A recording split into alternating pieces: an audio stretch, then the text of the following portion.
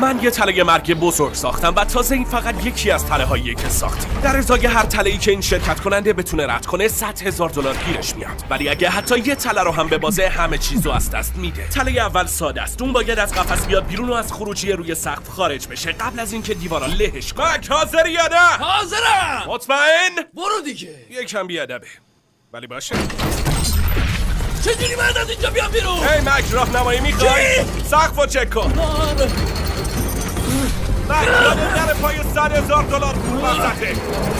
فقط اینقدر مونده سیخا بهش برسه. صندلیو چرا داری میشکنی؟ مک زود باش دیگه. دارم زورمو میذارم خفه شو جیمی. اوه قراره که دیوارا بستشن. مک زود باش. بیا دیگه. زود باش. بیا بالا. خوبه. $100,000 برد.